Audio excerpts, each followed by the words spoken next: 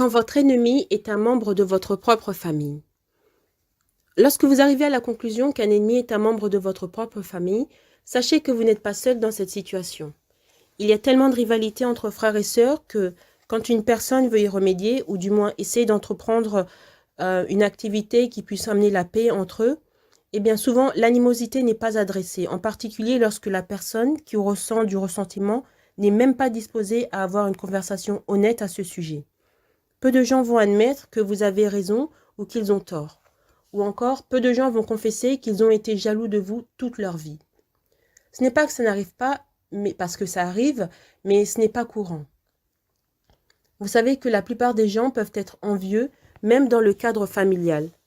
Cela ne vous laisse donc pas beaucoup de marge de manœuvre. Cependant, la seule personne que vous pouvez contrôler dans cette dynamique, eh bien, c'est vous.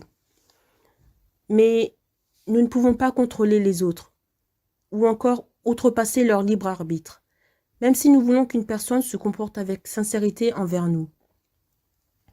Dans le cas où un membre de la famille aurait des intentions négatives à notre égard, l'une des choses que nous pouvons faire, c'est établir des limites claires autour de la façon avec laquelle nous allons nous engager avec cette personne. Ainsi, nous nous assurons que nous sommes très clairs sur le type de personne avec qui nous avons affaire. En effet, même si cette personne est un membre de votre famille, cela n'empêche pas de ressentir de l'envie ou de l'hostilité envers vous. Rappelez-vous ce vieux proverbe. Nous ne reconnaîtrons les gens que par leurs fruits. Par exemple, une fois que nous voyons le fruit de l'envie et qu'il se manifeste par un comportement hostile et des dénigrements verbaux, nous avons suffisamment d'informations pour décider de la façon dont nous allons agir avec cette personne. Nous avons deux choix. Soit nous stoppons toute communication avec cette personne, ou alors nous limitons nos interactions avec elle. Parfois, c'est inévitable d'être dans le même espace que cette personne. Par exemple, vous pourriez être à une réunion de famille. Dans ce cas-là, vous devez vous assurer que vous avez un plan pour éviter les dégâts. Vous pourriez déterminer à l'avance la manière dont vous allez communiquer dans les différentes situations qui risquent de se présenter. Certaines personnes font le choix de se distancer totalement de leur famille. Le problème avec ça, c'est qu'en quelque sorte, ils punissent toute la famille pour une personne avec qui ils ne s'entendent pas. En effet, ils prennent des distances avec tous les autres membres de la famille, rien qu'à cause d'une personne. S'il y a plusieurs membres dans la famille qui vous harcèlent, ce sont ces membres spécifiques-là qui feront l'objet de votre détermination. Le plus important, c'est de protéger votre paix intérieure. Pour cela, vous devez établir des limites claires au sujet de ce que vous tolérez ou de ce que vous ne tolérez pas. Si vous n'avez pas de limites claires en place, ce qui commence à se produire, c'est qu'au moment où la personne dit le troisième ou la troisième chose qui nous offense, eh bien, nous avons déjà atteint le niveau 8 de la colère. Après ça, il n'en faut pas plus pour exploser de rage et dire ou faire des choses que nous regretterons plus tard. C'est le moyen le plus rapide pour obtenir un casier judiciaire. Donc, pour éviter une telle situation, vous devez vous assurer que vous gérez vos émotions d'une manière appropriée. Parfois, vous pouvez vous retrouver avec quelqu'un qui est très toxique. Il est clair par son comportement et par son expérience avec vous que cette personne ne va pas changer. Dans ce cas-là, vous avez assez d'informations pour savoir que c'est votre responsabilité de vous retirer de cette toxicité. C'est un peu comme si vous étiez à proximité d'un serpent venimeux. Vous savez que même si vous êtes une bonne personne, c'est-à-dire que vous êtes compatissant et bon avec tout le monde, un serpent c'est toujours un serpent. Il se moque pas mal de vos qualités humaines. Votre gentillesse n'affecte pas le comportement d'un serpent. Qu'importe la sérénité que vous apportez autour de vous, le serpent vous mordra dès qu'il en aura l'occasion. Dans certains cas, cette morsure peut même vous être fatale. Vous êtes-vous déjà retrouvé dans une telle situation où vous ne ressentez aucune animosité envers qui que ce soit, mais vous vous retrouvez en face d'une personne qui a les caractéristiques d'un serpent? Donc, il est sage de savoir que si vous êtes à proximité d'un serpent venimeux, vous devez vous retirer de cet environnement parce que l'environnement avec cette toxicité va vous tuer. De même, quand nous sommes autour de personnes toxiques, ils tuent notre joie et notre paix intérieure. Fondamentalement, un ennemi est quelqu'un qui est hostile envers vous, peu importe l'origine de cette hostilité. Vous devez accepter qu'un ennemi a de mauvaises intentions à votre égard. En d'autres termes, il ne vous veut aucun bien. Donc, si vous avez un membre de la famille qui a l'intention de diminuer votre estime de soi en vous abattant psychologiquement, cette personne exprime de mauvaises intentions. Donc, cette personne est un ennemi. Il n'y a rien de bon qui puisse découler d'une telle disposition de cœur. Il n'est pas impossible que les ennemis d'un homme ou d'une femme soient ceux de sa propre maison. Par conséquent, il n'est donc pas surprenant que votre plus grand ennemi soit un membre de votre famille. Parfois, les parents sont ceux qui perpétuent ce cycle de dysfonction, en favorisant l'un des enfants au détriment d'un autre. Cela booste l'ego de l'enfant favori, qui se croit supérieur aux autres. En même temps, cela diminue l'estime de soi de l'autre enfant, qui devient dès lors le vilain petit canard. Je ferai une vidéo plus tard sur le concept du vilain petit canard dans le cadre familial. Ne soyez pas surpris que les ennemis d'un homme ou d'une femme soient ceux de sa propre famille. Aussi, ne soyez pas surpris si vos ennemis, les gens qui vous sont hostiles, qui ont de mauvaises intentions envers vous, sont des gens avec qui vous avez grandi, des gens qui sont liés à vous, des soi-disant amis. Peut-être même des gens avec qui vous êtes dans une relation amoureuse.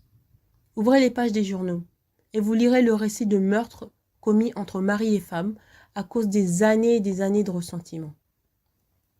Cela étant dit, il y a différentes façons que vous pouvez utiliser pour tenir en compte si vous pouvez penser que votre plus grand ennemi est un membre de votre famille. Par exemple, arrêtez d'essayer de vous convaincre qu'un buisson d'épines est un arbre à raisin. Et par là, je veux dire, quand une personne vous montre qui elle est indépendamment de ce qu'est son titre par rapport à vous, croyez qu'elle n'essaie pas de transformer un buisson d'épines en un arbre à raisin. Parce qu'un buisson d'épines est clairement un buisson d'épines. À ce propos, rappelez-vous de ce vieux proverbe. Vous les reconnaîtrez par leurs fruits. Donc, le problème avec tant de gens est qu'il leur est difficile d'accepter qu'ils peuvent être liés à quelqu'un qui est toxique à leur égard.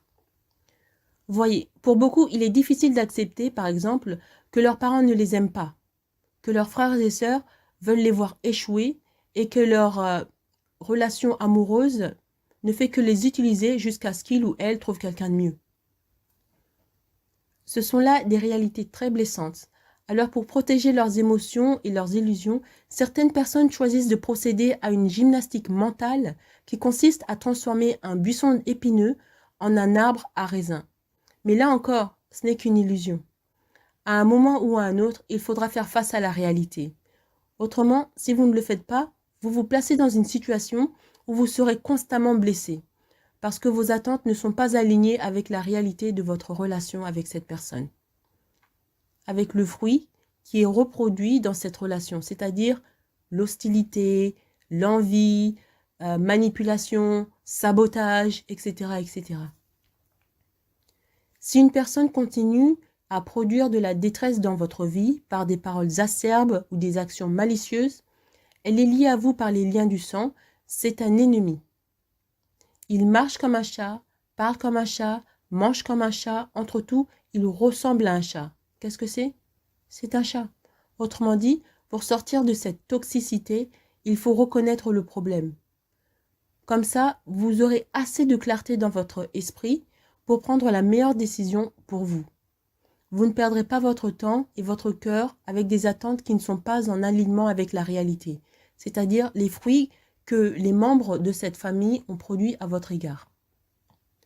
Lorsque vous ne protégez pas correctement votre cœur, vos sentiments contre quelqu'un qui vous a clairement montré le fruit de l'hostilité, le fruit de la mauvaise volonté, le fruit d'un comportement à la fois agressif et passif, c'est comme si vous tentez contre toute évidence de vous convaincre qu'un buisson d'épines est en fait un arbre à raisin. C'est un exercice futile et vous en souffrirez les conséquences tôt ou tard. Dans la nature, un aigle ne se soucie pas de l'opinion d'un vautour. Lorsque vous opérez dans un but précis, par exemple, vous voulez aller à l'université pour devenir docteur ou vous voulez créer une entreprise, quel que soit votre but. Si vous avez un membre de la famille qui vous distrait du but, alors vous devez prendre une décision claire en ce qui concerne la relation que vous aurez avec cette personne. Parce qu'un ennemi est là pour vous distraire de votre objectif. Il ne veut pas que vous réussissiez, il veut que vous échouez. Dans la prochaine vidéo, nous allons voir comment vos attentes envers cette personne doivent être enracinées dans la réalité des fruits que cette personne a démontrés à votre égard. Est-ce un arbre à raisin ou un buisson épineux? Merci d'avoir regardé cette vidéo et j'espère que vous avez apprécié les différents sujets que j'ai amenés. Avant de partir, je vous prie de vous abonner et aussi de partager cette vidéo dans votre réseau Facebook ou alors dans vos sources de médias sociaux. Parce que quelqu'un que vous connaissez a peut-être besoin d'entendre ces paroles. Merci encore et à bientôt!